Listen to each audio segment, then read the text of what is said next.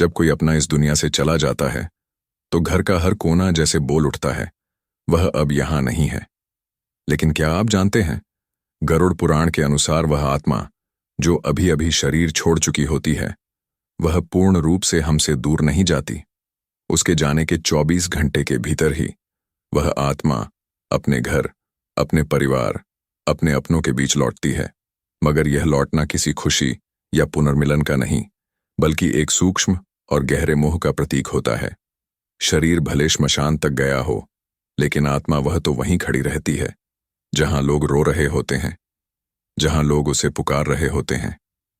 वह आत्मा देख रही होती है, कौन कैसे विलाप कर रहा है, कौन भीतर से टूट चुका है, कौन उसकी तस्वीर को पकड़कर मौन हो गया है।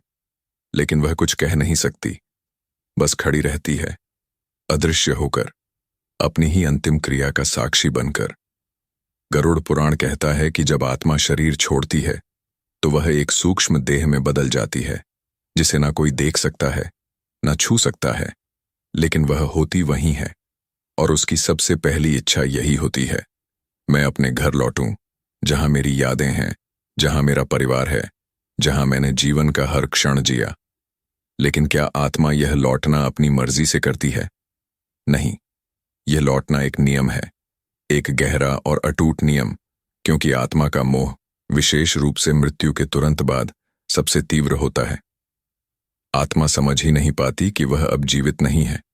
उसे लगता है, मैं तो ठीक हूं, लेकिन सब मुझे क्यों नहीं देख रहे। वह अपनी ही चिता के पास खड़ी रहती है, अपने शरीर को जलते हुए देखती है और समझने की कोशिश करती है कि यह सब उसके साथ हो कैसे रहा है। गरुड़ पुराण में विस्तार से बताया गया है कि जब कोई मनुष्य मरता है तो 24 घंटों के भीतर यमदूत आत्मा को यमलोक ले जाते हैं। वहां चित्रगुप्त के पास उसके पूरे जीवन का लेखा जोखा प्रस्तुत किया जाता है। हर सोच, हर कर्म, हर भावना का हिसाब वहां लिखा होता है। फिर यमराज आत्मा को निर्णय नहीं सुनाते, वह केवल उसके कर्मों को देखते हैं और एक अस्थायी वापसी की अनुमति देते हैं। हाँ, आत्मा को धरती पर लौटने का एक आखिरी अवसर दिया जाता है, लेकिन सिर्फ 24 घंटों के लिए, ताकि वह अपने प्रियजनों को देख सके, उनके साथ थोड़ा और समय बिता सके और फिर आगे की यात्रा के लिए तैयार हो सके। यह वापसी एक प्रकार की चेतावनी होती है, एक समझ होती है आत्मा के लिए कि अब तुझे जाना है। लेकिन मोह वह तो बंधन है। जब आत्मा घर लौटती है तो वह दरवाजे पर रुकती नहीं, वह सीधी उन स्थानों की ओर जाती है जो उसके सबसे करीब रहे हों। कभी वह रसोई के पास खड़ी हो जाती है, जहां उसकी मां उसके लिए खाना बनाती थी। कभी वह अपने तकिए के पास आकर बैठ जाती है, जिसे सिर के नीचे रखकर उसने हजारों सपने देखे थे। कभी वह अपने बच्चे के पास जाकर उसकी गोद में बैठ जाती है और कहती है, मैं यहां हूं, मत रो। लेकिन वह रोता रहता है, क्योंकि उसे दिख नहीं रहा होता कि वह आत्मा अब भी उसके करीब है। गरुड़ पुराण कहता है कि आत्मा जब वापस लौटती है तो उसकी गति हवा जैसी होती है। वह दीवारों के आर पार जा सकती है, लोगों के शरीर के भीतर तक महसूस कर सकती है, लेकिन वह कुछ नहीं कर सकती। यह उसकी सबसे बड़ी वेदना होती है, सब कुछ महसूस करना, लेकिन कुछ भी ना बदल पाना। वह देखती है कि उसका छोटा बेटा चुपचाप कोने में बैठा है, उसकी पत्नी अब तक उसके कपड़ों को गले लगाकर रो रही है, और बूढ़े माता पिता उसे देखकर चुपचाप दीवार की ओर ताक रहे हैं। वह आत्मा उन सभी के सिर पर हाथ फेरने की कोशिश करती है, पर हाथ निकल जाता है। वह चिल्लाती है, मैं यहां हूं, मुझे देखो, मुझे सुनो, लेकिन कोई नहीं सुनता।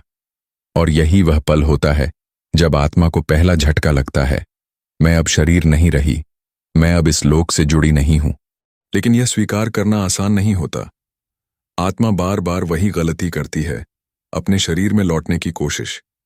वह देखती है कि उसका शरीर सफेद कपड़ों में लिपटा हुआ है, फूलों से ढका है, और अब श्मशान की ओर ले जाया जा रहा है। वह दौड़ती है, उसे छूने की कोशिश करती है, फिर उस शरीर में घुसने की कोशिश करती है, लेकिन हर बार गिर पड़ती है। उसे एहसास होता है कि यह देह अब उसका नहीं रहा, और जब अग्नि उस देह को छूती है तो आत्मा चीत्कार करती है, नहीं, शरीर जलने का दर्द नहीं, बल्कि छूट जाने का दर्द, अब कभी ना लौट पाने का भय, अपनों को छोड़ देने की असहायता। यही आत्मा को जलाती है। लेकिन संसार तो क्रिया में व्यस्त होता है। लोग कर्मकांड कर रहे होते हैं, मंत्र पढ़े जा रहे होते हैं, आंसू बह रहे होते हैं। लेकिन आत्मा की वेदना वह तो सूक्ष्म है जिसे कोई नहीं सुन सकता। शास्त्र कहते हैं, मृत्यु के बाद जो 24 घंटे आत्मा बिताती है वह पूरे जीवन की सबसे कठिन घड़ियां होती हैं, क्योंकि इन पलों में आत्मा सब कुछ देखती है लेकिन कुछ भी नहीं कर पाती।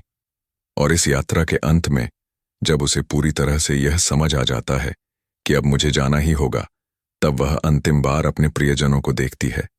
कुछ आत्माएं रुक जाती हैं, कुछ विदा ले लेती हैं और कुछ लौटने से इनकार कर देती हैं। और यहीं से शुरू होती है वह रहस्यमयी यात्रा जो आत्मा को आगे की ओर ले जाती है।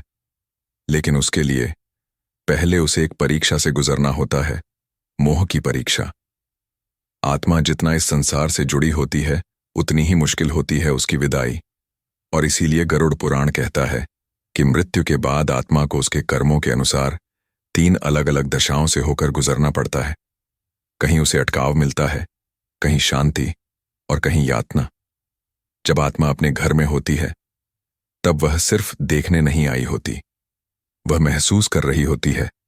वह जान रही होती है कि किन रिश्तों में कितना प्रेम था, कौन सच में उससे जुड़ा था और किसे केवल उसकी उपस्थिति की आदत थी। वह देखती है कि कुछ लोग सच में टूट गए हैं और कुछ बस औपचारिक शोक में शामिल हैं। उस क्षण आत्मा को पहली बार यह सच्चाई महसूस होती है, मैं अब इस संसार का हिस्सा नहीं हूं, लेकिन यह संसार अब भी चल रहा है।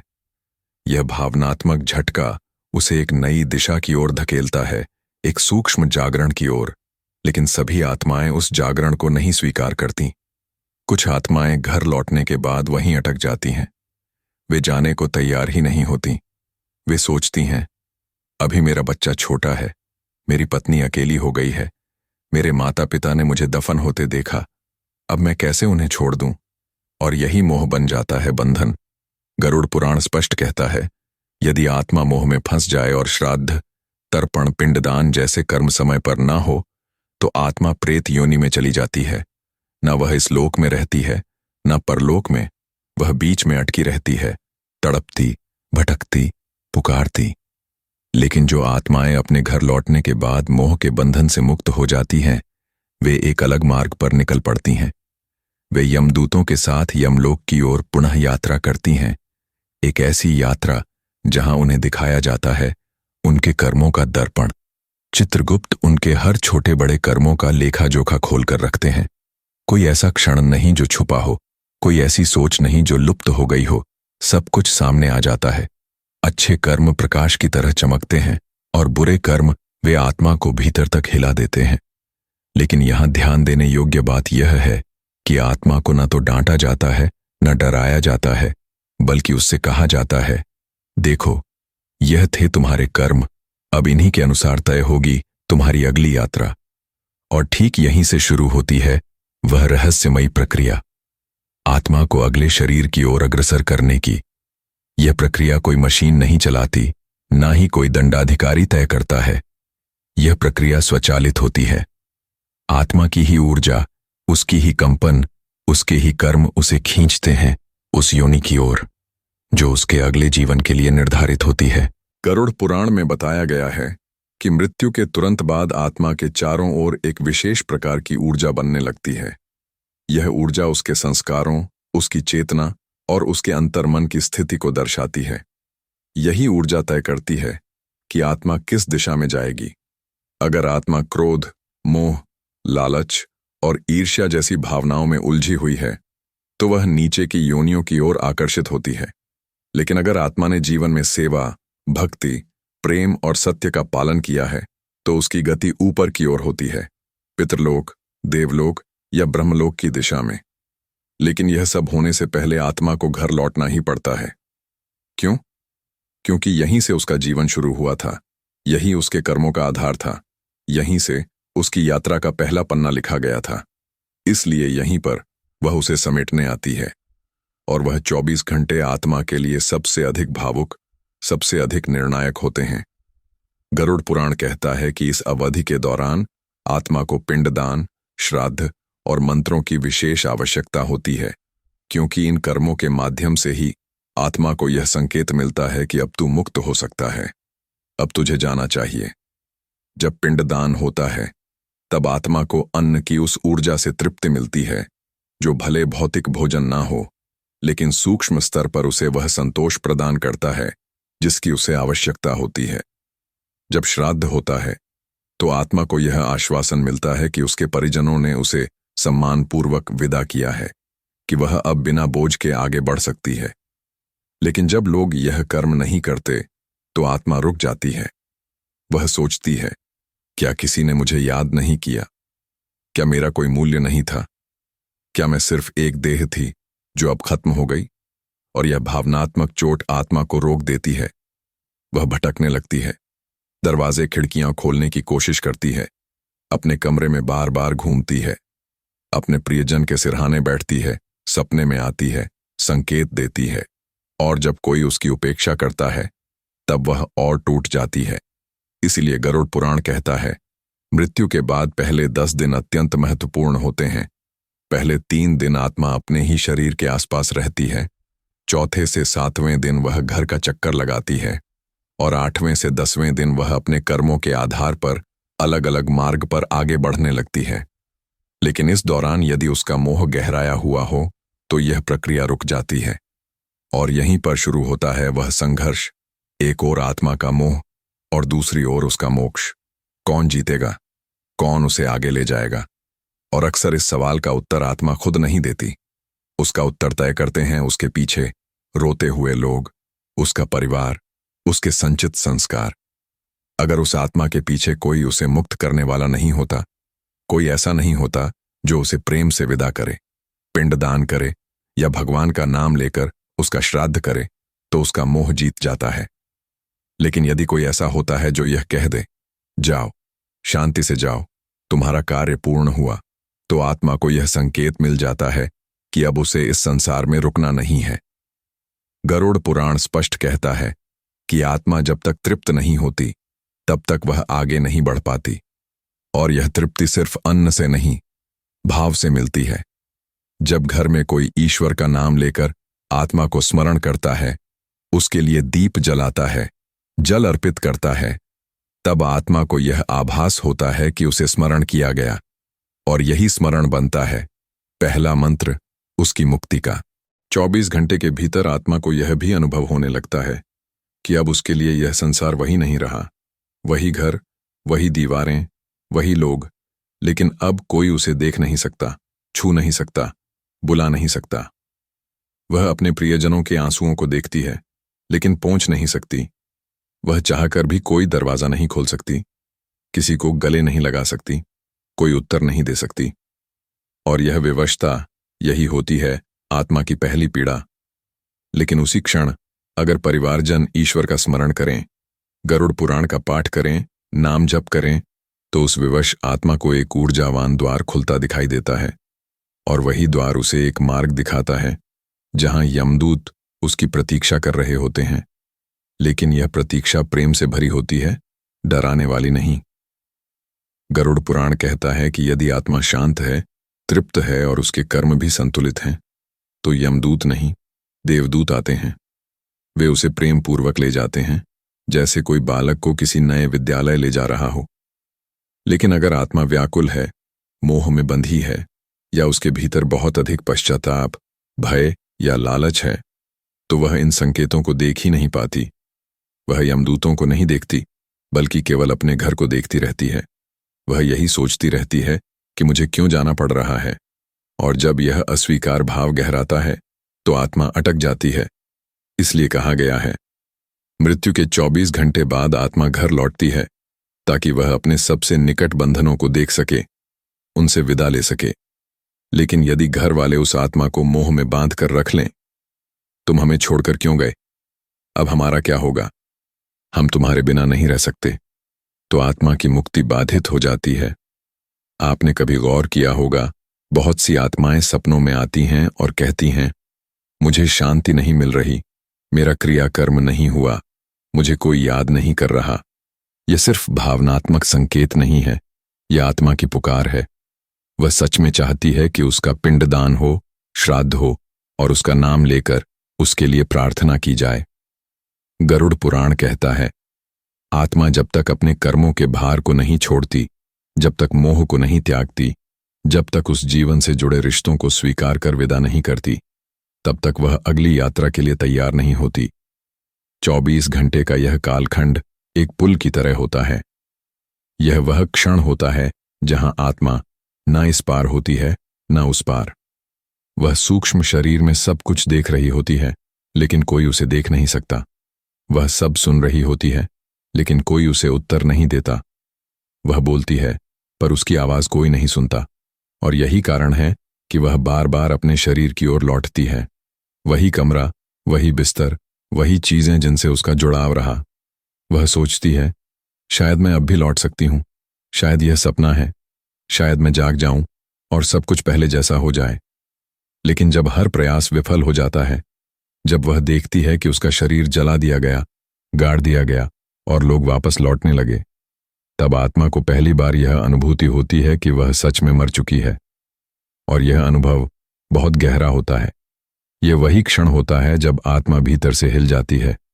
और यदि उस क्षण कोई दिव्य संकेत न मिले, कोई गरुड़ पुराण न पढ़ा जाए, कोई दीप न जलाया जाए, तो आत्मा समझ नहीं पाती कि अब उसका मार्ग कौन सा है। वह इधर उधर भटकती रहती है। कभी दरवाजे खोलने की कोशिश करती है, कभी लोगों के सपनों में जाने की, और धीरे धीरे अगर कोई उसे न बुलाए, न भेजे, तो वह उसी घर में अटकी रह जाती है। यही कारण है कि गरुड़ पुराण में यह स्पष्ट कहा गया है, मृत्यु के बाद आत्मा को विदा करना जितना आवश्यक है, उतना ही आवश्यक है उसका मार्गदर्शन करना। इसलिए पुराने समय में पहले दिन से ही प्रार्थनाएं, दीपदान, तुलसी जल, नाम स्मरण आरंभ कर दिया जाता था, ताकि आत्मा यह समझ सके कि अब उसे जाना है और उसका मार्ग कहाँ है। अब प्रश्न यह उठता है, यदि आत्मा 24 घंटे बाद घर लौटती है, तो क्या वह हमसे संवाद कर सकती है? क्या वह हमें संकेत देती है? और क्या हम उसे अनुभव कर सकते हैं? गरुड़ पुराण और अनेक प्राचीन धर्मग्रंथ कहते हैं, हाँ, आत्मा संकेत देती है। वह चाहती है कि हम उसकी उपस्थिति को महसूस करें, उसकी व्यथा को समझें और उसे मुक्ति की ओर बढ़ने में सहायता करें। लेकिन यह संवाद शाब्दिक नहीं होता। आत्मा न तो हमारे कानों से सुनाई देती है, न आंखों से दिखाई देती है। वह संकेत देती है हमारी भावना के माध्यम से, हमारे स्वप्नों के माध्यम से और कभी-कभी हमारे वातावरण में छोटी छोटी हलचलों के माध्यम से। जब किसी प्रियजन की मृत्यु होती है, तो अक्सर लोग कहते हैं, मुझे लगा जैसे वह अभी भी पास हैं, जैसे वह मुझे देख रहे हों। उनकी खुशबू अचानक आ गई, कुछ हल्का सा स्पर्श महसूस हुआ। ये संयोग नहीं होते, ये आत्मा का संदेश होता है कि मैं अभी यहीं हूं, लेकिन अब जा रहा हूं, मुझे विदा दो। गरुड़ पुराण बताता है, आत्मा का सूक्ष्म शरीर अत्यंत संवेदनशील होता है। वह भावनाओं के तरंगों को तुरंत ग्रहण करता है। अगर आप रो रहे हैं, तो वह आत्मा उस दुख को कई गुना अधिक गहराई से महसूस करती है। अगर आप शांति से भगवान का नाम लेकर उसके लिए प्रार्थना कर रहे हैं, तो वह आत्मा उस दिव्य तरंग में स्नान करती है और वह तरंग उसे ऊपर उठाती है। इसलिए आत्मा जब घर लौटती है, तो वह केवल अपने भूतकाल की जगहों को नहीं देखती, वह आपकी भावनाओं को भी देखती है। और तब वह निर्णय लेती है, क्या उसे रुकना है? क्या कोई उसे पुकार रहा है? क्या कोई उसे जाने नहीं दे रहा? या क्या कोई प्रेमपूर्वक उसे विदा कर रहा है? वास्तव में आत्मा का यह अनुभव 24 घंटे में इतना गहन होता है कि वही तय करता है कि वह अगले 10 दिन तक किस भाव में रहेगी। अगर 24 घंटे के भीतर परिवारजन शांति, प्रेम और धर्म के भाव में होते हैं, तो आत्मा धीरे धीरे अपने भौतिक बंधनों से मुक्त होने लगती है। लेकिन अगर पूरे घर में रोना धोना, चिल्लाहट और मोह का शोर होता है, तो आत्मा की गति रुक जाती है। वह बार बार लौटती है, बार बार कोशिश करती है कि उसे कोई सुन ले, कोई देख ले, कोई उसका हाथ पकड़कर कह दे, अब जाओ। और जब ऐसा नहीं होता, तो आत्मा में एक उलझन जन्म लेती है। यह उलझन ही प्रेत बनने का प्रथम चरण होता है। आत्मा जब आगे नहीं बढ़ पाती और पीछे भी नहीं लौट सकती, तब वह अटक जाती है। इसीलिए गरुड़ पुराण कहता है, मृत्यु के तुरंत बाद का 24 घंटा सिर्फ आत्मा के लिए नहीं, पूरे परिवार के लिए एक महत्वपूर्ण साधना का समय होता है।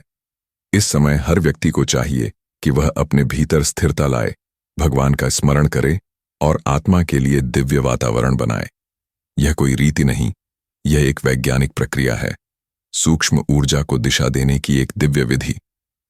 पुराने समय में जब किसी की मृत्यु होती थी तो पूरे गांव में गीता का पाठ होता था, दीपक जलते थे, तुलसी की पूजा होती थी और सब मिलकर उस आत्मा के लिए शांति की कामना करते थे। यह केवल परंपराएं नहीं थीं, यह सूक्ष्म जगत की शक्तियों को दिशा देने के मार्ग थे और आज हम इन्हें भूल गए हैं। आज जब कोई मरता है तो घर में टीवी चलता रहता है, लोग मोबाइल में लगे रहते हैं, कोई चुपचाप रोता है तो कोई रिश्तेदार केवल औपचारिकता निभाता है। लेकिन आत्मा यह सब देखती है और सोचती है, क्या यह मेरा ही घर है? क्या यह वही लोग हैं जिनके लिए मैं जीता रहा? और वह आत्मा अपने लिए शांति नहीं, एक पीड़ा लेकर विदा होती है। पर अगर कोई केवल इतना कर दे, शांत बैठकर आंखें बंद कर ईश्वर का स्मरण करें और मन ही मन कहे, हे आत्मा, जो भी तुझसे जुड़ा हुआ था वह अब पूर्ण हो गया, तू मुक्त है, तू ईश्वर की ओर बढ़, तो उस आत्मा के लिए वह वाक्य एक वरदान बन जाता है। गरुड़ पुराण में यह भी कहा गया है कि आत्मा जब घर लौटती है तो वह देखती है कि किसने उसके लिए क्या किया, किसने श्रद्धा से दीप जलाया, किसने केवल दिखावे के लिए आंसू बहाए और किसने सच में उसके लिए भगवान का नाम लेकर प्रार्थना की। और यह सब आत्मा के स्मृति क्षेत्र में अंकित हो जाता है। यही उसकी गति का आधार बनता है। अब सवाल यह उठता है, क्या आत्मा को पता होता है कि उसे जाना है? क्या उसे मालूम होता है कि यह 24 घंटे बाद क्या होगा? तो इसका उत्तर है नहीं, हमेशा नहीं। कुछ आत्माएं इतनी मोहग्रस्त होती हैं कि वे यह मानने को ही तैयार नहीं होती कि वे मर चुकी हैं। वे सोचती हैं कि शायद मैं बीमार हूं, शायद सब लोग मुझे अनदेखा क्यों कर रहे हैं, शायद मैं सपना देख रहा हूं। और यह भ्रम उनकी यात्रा को और कठिन बना देता है। इसलिए यदि आप किसी को खोते हैं तो सबसे पहली बात यह स्वीकार करें कि आत्मा अब मुक्त हो रही है, और दूसरा, उसे दिशा दें। पवित्रता, भक्ति और प्रेम की ऊर्जा से उसे यह संकेत दें कि उसका समय पूरा हो चुका है और अब उसे ईश्वर की ओर बढ़ना चाहिए। अब अगला प्रश्न, क्या आत्मा के लौटने का समय और दिन निर्धारित होता है? क्या हर आत्मा 24 घंटे बाद ही लौटती है या यह समय अलग अलग हो सकता है? गरुड़ पुराण में स्पष्ट रूप से बताया गया है, यह समय सभी आत्माओं के लिए समान नहीं होता, लेकिन अधिकतर आत्माएं मृत्यु के बाद प्रथम 24 घंटों में ही अपने परिवार के आसपास सूक्ष्म रूप में वापस लौटती हैं। यह समय आत्मा के चेतना स्तर, उसके कर्मों की स्थिति और मृत्यु के प्रकार पर निर्भर करता है। जिनकी मृत्यु अकस्मात, पीड़ादायक या अधूरी इच्छाओं के साथ होती है, उनकी आत्माएं अक्सर जल्दी लौटती हैं, क्योंकि उनका मन अभी बंधा हुआ होता है, अधूरा, विकल और संतप्त। लेकिन गरुड़ पुराण एक और रहस्य खोलता है। आत्मा केवल एक बार नहीं लौटती। पहले 24 घंटे के भीतर जो वापसी होती है वह उसका प्रथम दर्शन होता है। इसके बाद आत्मा अगले 10 दिनों तक कई बार लौटती है। परिवार के वातावरण को महसूस करती है, देखती है कि उसके लिए क्या किया जा रहा है, कौन उसका श्राद्ध, तर्पण या पिंडदान कर रहा है और कौन उसे केवल भूल चुका है। प्राचीन काल में मृत्यु के बाद घर में 10 दिन तक अग्नि शांत कर दी जाती थी। भोजन शुद्धतम तरीके से पकाया जाता था। ब्राह्मण बुलाकर गरुड़ पुराण, गीता और उपनिषदों का पाठ होता था। यह कोई केवल धार्मिक परंपरा नहीं थी, यह आत्मा को सूक्ष्म मार्ग दिखाने की विधि थी। एक ऐसा ऊर्जा तंत्र जो आत्मा को कहता है, अब इस लोक को छोड़ो, अगले लोक की ओर बढ़ो। लेकिन आधुनिक समाज ने इन ज्ञान परंपराओं को केवल रिवाज मान लिया है। अब 10 दिन के भीतर ही लोग उत्सव में लग जाते हैं, टीवी चल जाता है, शोरगुल घर में गूंजता है और आत्मा समझ नहीं पाती कि वह कहाँ है। उसे कोई दिशा नहीं मिलती। ऐसे में आत्मा भटकने लगती है। गरुड़ पुराण कहता है, सूक्ष्म आत्मा उन जगहों पर लौटती है जहां उसका मोह सबसे अधिक था, चाहे वह कोई कमरा हो, कोई वस्त्र, कोई गहना या कोई प्रियजन। वह उसी स्थान पर ऊर्जा रूप में मंडराती रहती है। और यदि उस आत्मा को यह आभास होता है कि मेरे बिना यह लोग टूट गए हैं, यह मुझे नहीं जाने दे रहे, तो वह स्वयं को रोक लेती है। इसीलिए पुराणों में तेरहवीं को इतना महत्वपूर्ण कहा गया है। यह केवल कोई रस्म नहीं है, यह आत्मा को एक अंतिम संदेश है। तू मुक्त है, अब तेरा संबंध केवल ईश्वर से है। इस संसार की भूमिका पूरी हो गई है। कई बार लोग पूछते हैं, अगर आत्मा घर लौटती है तो क्या वह हमें देख सकती है? क्या वह हमारे विचार पढ़ सकती है? उत्तर है हाँ, आत्मा आपको देखती है, लेकिन आंखों से नहीं, चेतना से। वह आपके हर विचार, हर भावना, हर स्पंदन को तुरंत अनुभव करती है। अगर आप भीतर से हताश हैं, रो रहे हैं, भीतर से टूटे हैं, तो आत्मा उसी तरंग में बंध जाती है। लेकिन अगर आप उसे ईश्वर की ओर भेज रहे हैं, उसे प्रेम पूर्वक विदा कर रहे हैं, तो वह आत्मा भी ऊर्जित हो जाती है। यह वही कारण है कि गरुड़ पुराण में कहा गया है, मृत्युकाल के बाद घर का वातावरण पवित्र रखा जाए, वहां गीता का पाठ हो, भगवान का नाम लिया जाए और रुद्राभिषेक, नारायण बलि या गरुड़ पुराण का श्रवण कराया जाए। ये सब आत्मा की सूक्ष्म गति को दिशा देने वाले अदृश्य यंत्र होते हैं, और यह केवल आत्मा के लिए नहीं, जीवित जनों के लिए भी उतने ही जरूरी होते हैं। क्योंकि मृत्यु एक दरवाजा है, और जब कोई प्रियजन उस दरवाजे से गुजरता है तो उसका प्रभाव पूरे घर की ऊर्जा पर पड़ता है। अगर वह आत्मा मोह, क्रोध या अधूरी इच्छाओं के साथ जाती है तो उस घर की ऊर्जा भारी हो जाती है। कई बार लोग कहते हैं, जब से इनकी मृत्यु हुई है घर में अजीब सी बेचैनी है, नींद नहीं आती, सपने डरावने आते हैं। ये सब संयोग नहीं होते। ऐसी स्थिति में गरुड़ पुराण कहता है, आत्मा को तृप्त करो, उसके लिए जल अर्पित करो, पिंडदान करो, श्राद्ध करो, गंगा जल उसके चित्र के पास रखो और प्रार्थना करो। हे आत्मा, जो भी अधूरी बातें थीं उन्हें पूर्ण मानो। अब तुम मुक्त हो, हम तुम्हें प्रेम से विदा करते हैं। यह केवल शब्द नहीं होते, यह ब्रह्मांडीय कमांड होती है जो आत्मा के सूक्ष्म क्षेत्र में प्रविष्ट होती है और उसे आगे बढ़ने की शक्ति देती है। अब एक प्रश्न उठता है, क्या आत्मा को दोबारा लौटने की अनुमति होती है? यानी मृत्यु के बाद 24 घंटे के भीतर आत्मा घर आती है, पर क्या वह भविष्य में भी आ सकती है? सपनों में, संकेतों में या ऊर्जा के रूप में? गरुड़ पुराण के अनुसार आत्मा यदि पूरी तरह मुक्त नहीं होती, अगर उसका मोह बहुत गहरा होता है या परिवारजन बार बार उसे याद करके अपने भावों में खींचते हैं, तो वह आत्मा लौटती है। लेकिन यह वापसी किसी दृश्य शरीर के रूप में नहीं होती। ये होती है एक स्पंदन के रूप में, एक हल्की गंध के रूप में, या अचानक उठे किसी अनजाने भाव के रूप में।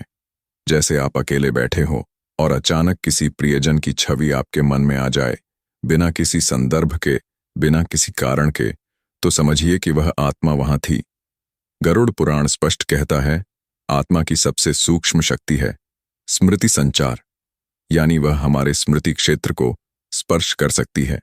वह सीधे संवाद नहीं करती, पर हमें अनुभव करवा देती है कि वह आसपास है। कई बार दिवंगत आत्मा किसी वस्तु के माध्यम से संकेत देती है।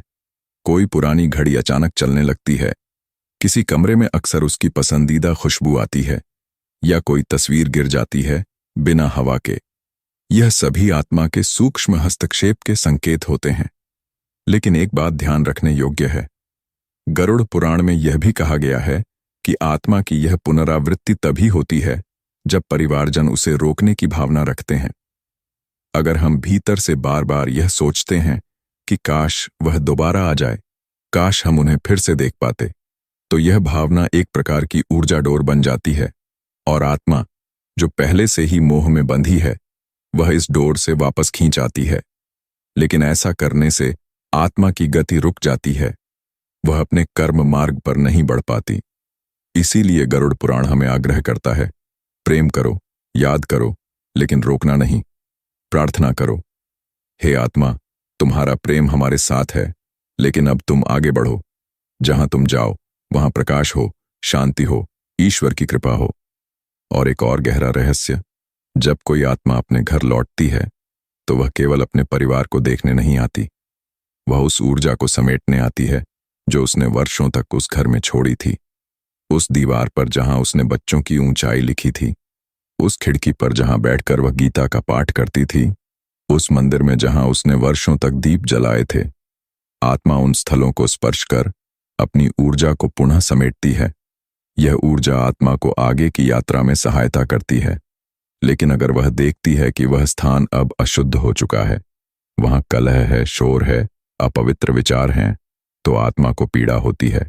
उसे लगता है कि वह संसार छोड़ आई, लेकिन जो स्थान उसने प्रेम से सींचा था, वहां अब अशांति है। तब वह या तो चुपचाप चली जाती है या फिर वहां बार बार लौटती है, संकेत देने के लिए, सुधार के लिए, या बस शांति की तलाश में। गरुड़ पुराण कहता है, घर को 7 दिनों तक तीर्थ की तरह पवित्र रखना चाहिए। शुद्धता, संयम, भक्ति और मौन, यही आत्मा के लिए सबसे बड़ा संदेश होते हैं कि पूर्ण हुआ, हमने तुम्हें विदा किया है, लेकिन सम्मानपूर्वक तुम जहां भी हो, हम तुम्हें प्रेम और आशीर्वाद देते हैं। अब प्रश्न यह भी उठता है, क्या आत्मा का लौटना केवल कष्टदायक होता है? नहीं, गरुड़ पुराण में ऐसे भी उदाहरण मिलते हैं जहां आत्माएं केवल आशीर्वाद देने लौटती हैं। किसी का विवाह होने वाला हो, कोई नई संतान जन्म लेने वाली हो, घर में कोई बड़ा निर्णय होने वाला हो, तो दिवंगत आत्माएं कभी कभी उस घर की ऊर्जा को सहारा देने आती है। और तब उनका आना किसी भारीपन या डर के रूप में नहीं होता, बल्कि एक दिव्य उपस्थिति के रूप में अनुभव होता है। आपने भी कभी महसूस किया होगा, किसी विशेष दिन सुबह उठते ही मन बहुत शांत था, किसी कठिन निर्णय से पहले किसी पुरानी मुस्कान याद आई, या सपने में कोई दिवंगत व्यक्ति आकर बस इतना कह गया, डर मत, मैं हूं। यह सब संयोग नहीं होते, यह आत्मिक संकेत होते हैं। लेकिन हर आत्मा यह संकेत नहीं दे सकती। गरुड़ पुराण कहता है, केवल वही आत्माएं संकेत दे पाती हैं जो एक विशेष चेतना स्तर तक पहुंच चुकी हों, जिन्होंने मृत्यु को स्वीकार कर लिया हो, जो मोह और विक्षेप से मुक्त हो चुकी हों। और यही कारण है कि जब कोई आत्मा मृत्यु के 24 घंटे बाद अपने घर लौटती है, तो वह केवल देखने नहीं आती, बल्कि एक निर्णय लेने आती है। क्या वह मुक्त होगी या बंधन में फंसी रहेगी? क्या उसका मोह हावी होगा? क्या परिवार की प्रार्थना उसे शक्ति देगी? इसलिए गरुड़ पुराण हमें बार बार सिखाता है, मृत्यु के बाद केवल रो मत, आत्मा को शांति दो, उसे मुक्त करो, उसे विदा करो, लेकिन प्रेम के साथ, सम्मान के साथ और ईश्वर के स्मरण के साथ। अब सवाल उठता है, क्या आत्मा इन 24 घंटों में केवल देखने आती है, या वह हमारे जीवन को भी प्रभावित करती है? गरुड़ पुराण इसका उत्तर स्पष्ट शब्दों में देता है।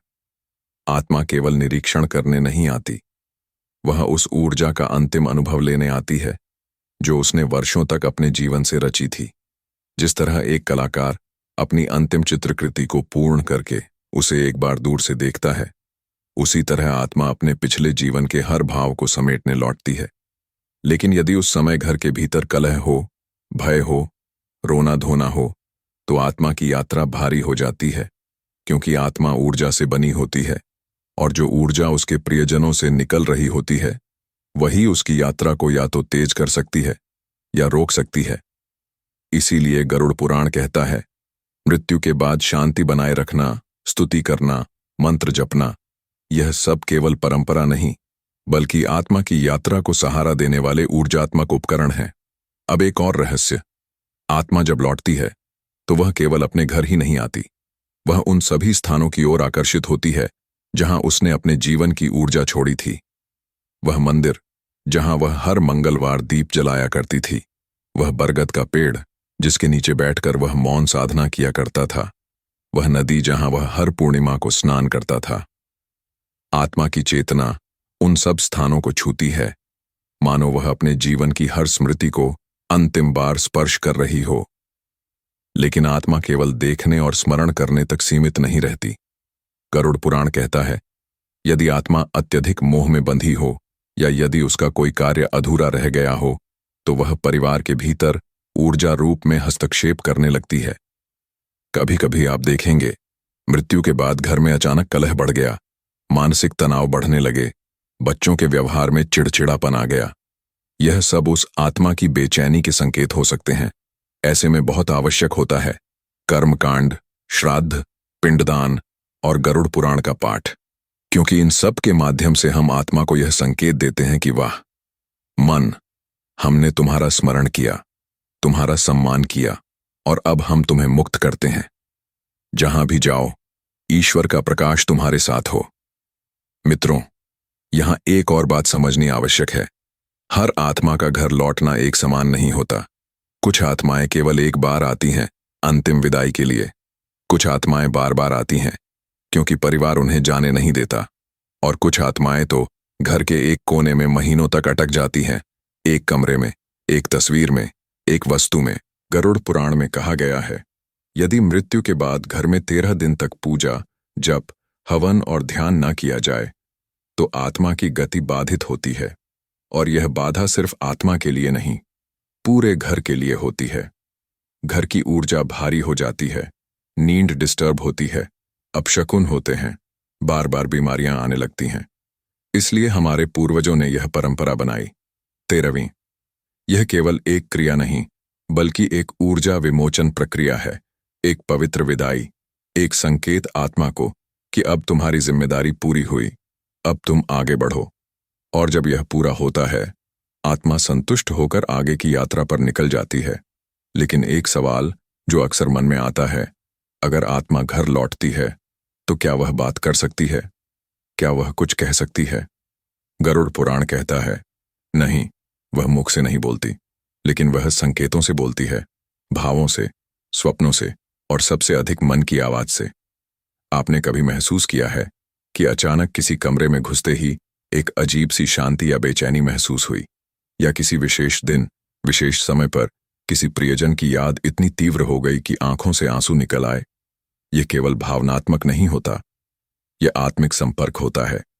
कभी कभी आत्मा घर लौटकर किसी विशेष सदस्य को ही महसूस होती है, जैसे मां को महसूस हुआ कि उसके बेटे के कंधे पर किसी ने हाथ रखा, जैसे पिता ने देखा कि वह खिड़की जहां से उनका बेटा रोज झांकता था, अचानक खुद ब खुद खुल गई। यह सब आत्मिक संकेत होते हैं। गरुड़ पुराण में वर्णन है, जो आत्मा शांति और संतुलन से बंधी होती है, वह संकेत देती है। जो आत्मा मोह और अधूरी इच्छा से बंधी होती है, वह उलझन पैदा करती है। इसीलिए जब कोई दिवंगत आत्मा घर लौटे और आप उसे महसूस करें, तो सबसे पहले उसे शांति का संदेश दीजिए। कहिए, तुम जहां भी हो, हम तुम्हें प्रेम करते हैं, लेकिन अब तुम आगे बढ़ो, ईश्वर तुम्हारे साथ हो। और तब वह आत्मा जो पहले भारी थी, वह हल्की हो जाती है। वह घर के कोने कोने में स्पंदन छोड़कर विदा हो जाती है। लेकिन विदाई केवल एक भाव नहीं, एक अगला पड़ाव भी होता है। गरुड़ पुराण कहता है, आत्मा का यह मोह मुक्त होना एक संकेत है कि अब वह अपने अगले द्वार की ओर बढ़ने के लिए तैयार है। और यही वह क्षण होता है जहां यमदूत, दिव्यगण या सूक्ष्म लोक के दूत आत्मा को लेने आते हैं। यह आगमन किसी डरावने दृश्य जैसा नहीं होता, जैसा सामान्य रूप से कल्पना की जाती है, बल्कि यदि आत्मा ने अपने जीवन में सत्कर्म किए हो, तो यह आगमन सौम्य, शीतल और दिव्य प्रकाश से होता है, जैसे किसी शांत संगीत के साथ कोई ज्योति उसे बुला रही हो। और यदि आत्मा ने पाप या अधर्म किया हो, तो वातावरण भारी हो जाता है।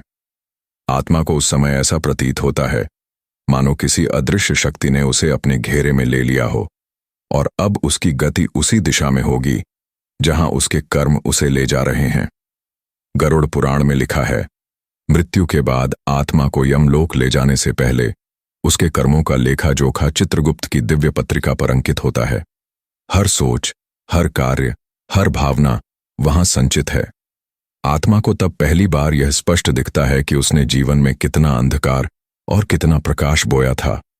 यह अनुभव आत्मा को भीतर तक झकझोर देता है। वह सोचती है, काश मैंने उस एक क्षण में क्रोध न किया होता, काश मैंने उस व्यक्ति को क्षमा कर दिया होता, काश मैंने अपनी पत्नी के अंतिम शब्दों को ध्यान से सुना होता, काश मैंने ज्यादा प्रेम किया होता, कम डराया होता।